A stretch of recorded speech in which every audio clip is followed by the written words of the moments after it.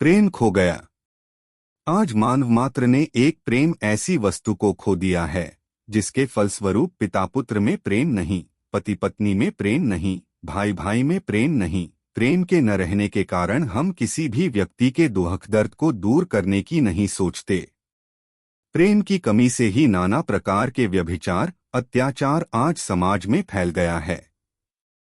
अब वह प्रेम बाजार, दुकान एवं राज्य सत्ता में प्राप्त नहीं हो सकता।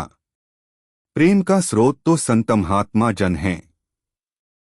इन्हीं से ही प्रेम का प्रचार एवं प्रसार संभव है, जिनके फलस्वरूप समाज अपने पूर्ववत स्तर पर आकर सुख शांति का वातावरण स्थापित कर सकता है।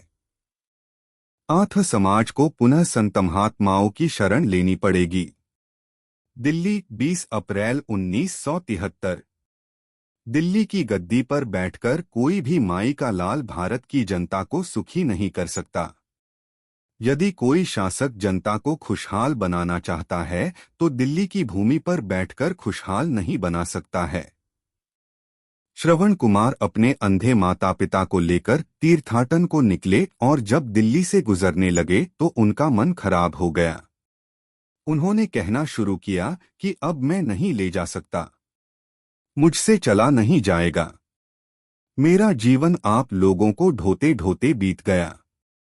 जीवन में और कुछ नहीं कर पाया। उनके माता पिता उनके जैसे सेवक पुत्र की बातों को सुनकर आश्चर्य में पड़ गए कि इसको क्या हो गया। उन्होंने पूछा, बेटा हम कहाँ हैं? वह बोला कि इंद्रप्रस्थ, दिल्ली की भूमि पर। माता पिता बोले, बेटे किसी तरह यमुना पार करा दो। जब वह श्रवण कुमार यमुना पार कुछ दूर पहुंचे तो फिर उनके कदम तेज हो गए और वो फिर वैसे ही आज्ञाकारी पुत्र हो गए। यह होता है भूमि का असर। भूमि का असर होता है। वचनों की माला। परमार्थ में शरीर को सुखाना पड़ता है, मन और इंद्रियों को वश में करना पड़ता है। जो ये करे वही परमार्थ के लायक है। भोजन तो बस जीने के लिए खाओ, खाने के लिए मत जियो। भोजन शरीर रक्षा के लिए करो। अपने भाग्य को सराहो कि आपको गुरु और नामदान मिल गए। जब दुनिया रोती नजर आएगी तब इसकी कीमत समझोगे। किसी की निंदा मत करो, वरना उसके कर्मों के भार तले दब जाओगे। क्यों किसी की कर्मों की लीद का पहाड़ अपने सर पर ले रहे हो। भजन न बनने का कारण है गुरु के वचनों का याद न रहना। गुरु वचनों को माला की तरह फेरते रहो, जैसे एक कंगला अपनी झोली को बार बार टटोलता है। इस कलयुग में 3 बातों से जीव का कल्याण हो सकता है। एक सतगुरु पूरे का साथ, दूसरा साधु की संगत और तीसरा नाम का सुमिरन, ध्यान और भजन। बाकी सब झगड़े की बातें हैं। इस वक्त में शिवाय इन 3 बातों के और कर्मों में जीव का अकाज होता है। सच्चा श्रृंगार। कहा गया है कि मालिक के दरबार में दखल पाने के लिए शुद्धि और श्रृंगार की जरूरत है। पर शुद्धि तीर्थों में डुबकी लगाने या तन को मलमल कर धोने से नहीं प्राप्त होती है, और न वह श्रृंगार सुथरे पाट पाटंबर और आभूषण पहनने से।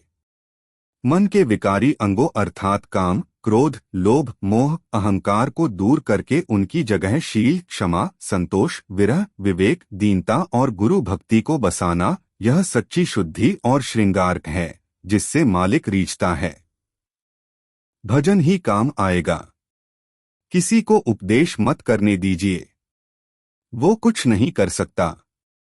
बिल्कुल एकदम यही उपदेश हो। दिन में काम करो खेती का, दफ्तर का, दुकान का, ईमानदारी और मेहनत के साथ, और शाम को आओ तो बैठ जाओ, 20 हो 50 हो, एक साथ बैठ जाओ, प्रार्थना करो। समय हो तो सुमिरन करो, ध्यान करो, भजन करो। फिर उसके बाद 1-2 प्रार्थना करो, फिर उठकर चल दिए। भजन में कोई उपदेश नहीं। जहां कहीं भी उपदेश होता हो सब बंद कर दो। कोई उपदेश किसी को करने की जरूरत नहीं है, तो सबको यहां समझा देंगे। बार बार तुम कुछ भी नहीं समझा सकते हो। सबको बैठाओ और ये कहो कि प्रार्थना करो, सुमिरन करो, भजन करो, ध्यान करो। ये कहो, ये कहना चाहिए आपको। आप उसका भजन खो दे रहे हो। अपने उपदेश करके तुम्हारा क्या असर होगा? कोई आदमी ऐसा काम करे तो फौरन टोक दो उसको और मेरे पास खबर पहुंचा दो। जो इधर उधर की बहकी हुई बातें करता है, इधर उधर उनके पास क्या है, वो नुकसान करते हैं उनका। भजन करो, जब हमने कहा भजन करो, बाकी सब बंद। भजन करो, पता नहीं क्या समय आए। अपना भजन रहेगा तो अपने काम आएगा। और कोई चीज कोई नहीं काम आने वाली, भजन काम आएगा। उसी से जीव की संभाल होगी, तुम्हारी संभाल होगी, तुम्हारे घर वालों की संभाल होगी। भजन तो बहुत बड़ी चीज है, वो तो शक्ति बहुत बड़ी है। महात्मा क्यों आते हैं? महात्मा सबको जगाने, चेताने, समझाने, बुझाने और भगवान का भजन कराने के लिए आते हैं। वह सब में प्रेम मोहब्बत पैदा करना जानते हैं। आज समाज में प्रेम मोहब्बत की बहुत जरूरत है। टूटे दिलों को जोड़ना, घृणा, नफरत की खाई को पाटना, सब में मोहब्बत प्यार पैदा करना महात्माओं का काम है। जो समदर्शी होते हैं, जो समदर्शी नहीं हैं, वह महात्मा हो ही नहीं सकते। आपने बीमारियां देखी ही नहीं। अभी तो सच पूछा जाए तो किसी को परमार्थ की चाह नहीं है और न किसी को अपने आत्म कल्याण की चाह है। यह तो मैंने सबको घेर घार कर परमार्थ की इच्छा पैदा की है। अभी तो सबको धन कमाने की इच्छा है, दुनिया भोगने की इच्छा है। मैंने कई साल पहले कहा था कि ऐसे ऐसे रोग होंगे जिनका इलाज नहीं रहेगा। मैं फिर आपको बताना चाहता हूं, आगाह करना चाहता हूं कि आपने बीमारियां देखी ही नहीं। ऐसी बीमारी आएगी कि अच्छे अच्छे डॉक्टर दूर से ही देखकर कह देंगे कि यह मेरे वश का ही नहीं, कहीं और ले जाओ। बाबा जय गुरुदेव जी महाराज, 7 मई 1997। आप इसकी परीक्षा करना। आप मुझको पहचान लीजिए। मैं असली प्रचारक हूं, जय गुरुदेव नाम का। यह मालिक का नाम है, समय का जगाया नाम है। हम आपके लिए मेहनत कर रहे हैं। आप जय गुरुदेव नाम मौत की पीड़ा में याद करोगे तो यह तय बात समझो कि मैं आपको मिलूंगा।